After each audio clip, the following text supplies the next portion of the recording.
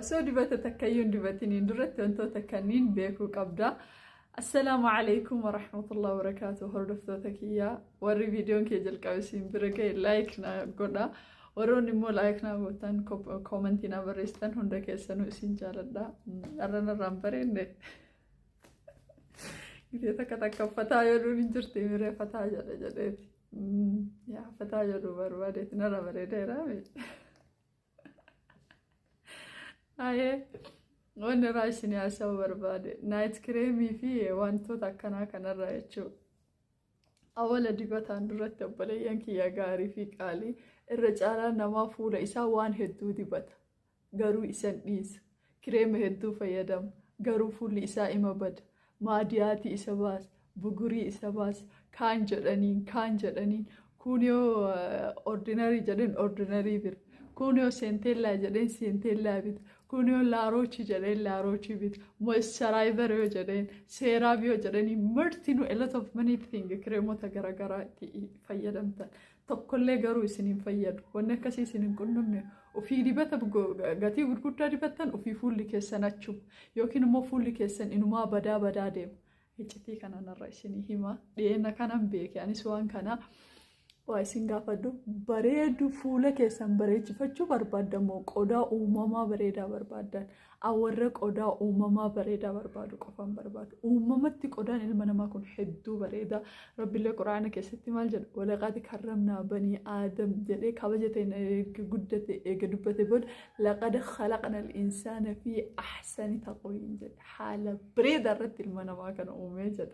So haala bareedaa rabbiin irratti nu uume isaan tursiifachuudhaaf wayin isin himuuf namni hedduun akka nama girgiddaatti yookiin dhagaatti bishaan naquutti dibanni inni dibatu hedduun isaa jechuudha. Maaliif akkas ta'e isiniif fakkaata? Tokkoffaa taayipii fuula keenyaa beeynu, lammaffaa hangam akka qodaan keenya miidhameen beeynu, sadaffaa open poorii jira. Fuulli keenya kuni qaawwa uumamaa qaba kawaa wayitiin absorb godhu yookiin xuuxu. Wantoota kanan beeynu nuti. Wantoota kana hin beeknu isinii galee kana isinii himuu barbaadeeti. Maashina fuula keessa seenanii asii hagana jechuudha. Fuula keessa seenanii laalatantu jira. Maashina fuula ittiin laalatan jechuudha. Maashinni sun Adaamaa Elvaa Skinkeerii qofa jira. Adaamaa jechuudha. Elvaa Skinkeerii ta jedhamtu jira isii bira. Anillee dhaqee laalladheera waayizawee jidduu talayyuu feeshaaliilleen in jira. An feeshaaliin dalagannee laakiin qodaa kiyya garuu laalladheera gin waan baay'ee irraa baradhe. Maal irraa baradhe beetanii tokkoffaa qodaa keessan umrii qodaa keessanii beekuu dandeettan. Lammaffaa qodaan keessan hangam akka miidhe beekuu dandeettan. Sadaffaa altiraaቫayooleetiin fuula keessan hangam miidhe beekuu dandeettan. Itti aanee bugurii hagam qaba gubbarraa keessi yoo hangam bugurii qaba. Eegasi narviileen bugurii qopheessuuf keessan maaltu jira waan jedhasan ammas qodaan kun hangam miidhamee jira yoo maadiyaatii asirraa qabaatan maadiyaatiin kun gubbaarra jira moo keessa jira ammallee uumamatti qodaan keessan adiidha moo diimaadha ammas sanirraa kaatee dooktorsiittiin waan fuula keessaniif isinii ta'u isiniif ajajji eegasi wanti suni almas xiqqoo qaaliidha. Wanti isin namaaf ajajju sun jechuu qaaliidha. 2,000 ta'uu danda'a. Laakiin ji'a jahaatti fayyadamuu dandeettanii jechuudha. Ji'a jahaatti fayyadamuu dandeettan waan sana. So 200 guyyaa 3-4 yookiin ji'a 2 yookiin 15dhaan bituura gidee takka 3,000 baastanii waan gaarii fayyadamuu wayyaa jechuudha. Yeroo baay'ee nuti naayit kireemii fayyadamna. Akka faayizaa, akka chaandinii maal isiniin jedha. Wantoota biraallee fayyadamna. Wanti sun immoo qodaa keenya ni miidha. Hedduu qodaa keenya miidha. Amma wanti nu dibanne takka nu fayyaduudhaaf qodaan keenya kun banaa ta'uu qaba. Isinii galee yoo kuni banaan ta'in waan nama addeessu isinii dalaynee waan nama wanta akkallee isinii godhuu hin danda'u. Isinii fayyaduu hin danda'u yoo wal kikkijibne malee jechuudha. Laakiin qodaan keessan kun yoo banaa akka ta'u taate wanni isin fayyadamtan isinii fayyaduu danda'a jechuudha. Olmas walumaa galatti namni kamillee naayit kireemii rikoomandin godhamu. Maal malee moisturizerii, maal malee ordinarii fa'a, maal malee laaroochii, sanskiriinii kanniin wanta 3 moo 4 qofa. Isin waan 3 yookiin 4 qofa.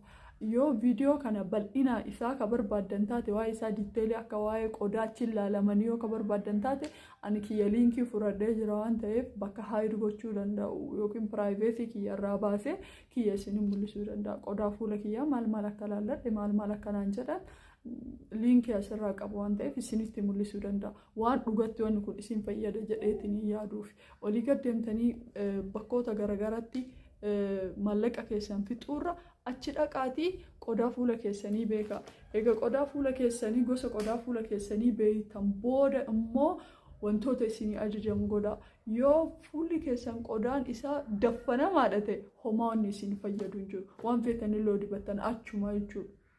Taatoo ciqaa baanan san yaa taatoo ciqaa baanan san tahaa jechuudha. Taatoo ciqaa baanan yookiin achuma dhoqqee marra dhoqqee bugurii akka hin taane yoo ka barbaadan taate finniisa akka hin taane barbaadan taate qodaan qaama keessanii sun banamuu qaba.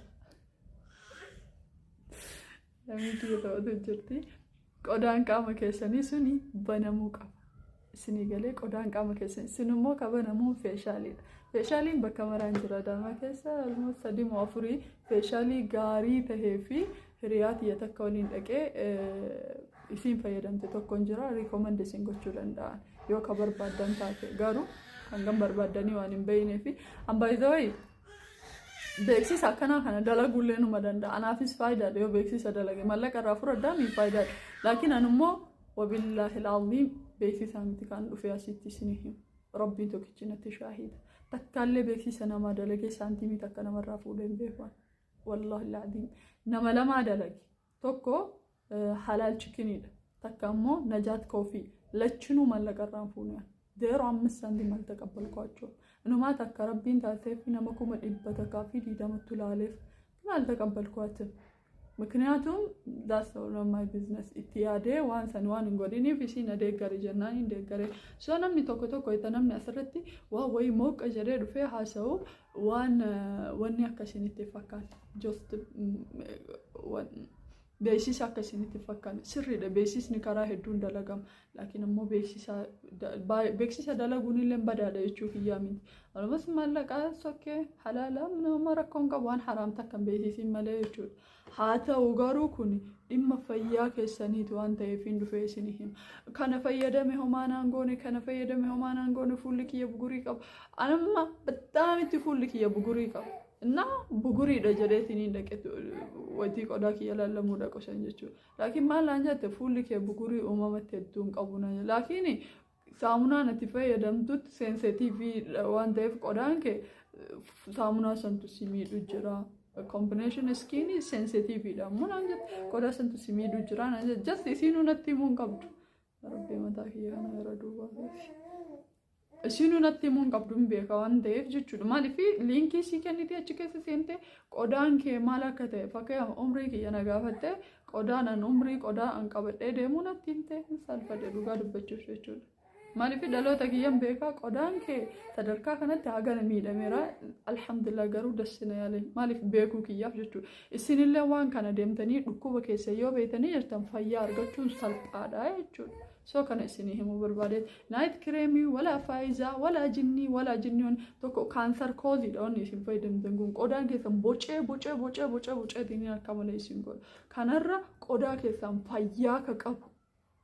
Kagartee yoo magaalallee taate magaala buna isii yoo diimtuullee taate diimtuu bareeddu yoo adiillee taate addeena kee akkasii tursiisu qodaa kee laallattee waan qodaa keetiif ta'u fayyadamu warri Adaama jirtan Finfinnee jirtan waan kana gochuu hin dandeettan warri gara Baaleellee jirtan naannoo ufuun dhuftanii mi Adaamaa fi Baaleellee dhaqaatii qodaa keessan gosa isaa laalladha achi booda immoo itti laallachuu karaa salphaa ta'een furmaata fuula keessanii kireemii kaanii dhufin bocanii jechuudha. Yoo barbaadan keessan kontaktii na godhaatii nama sanaan isinii dubbisuu danda'a.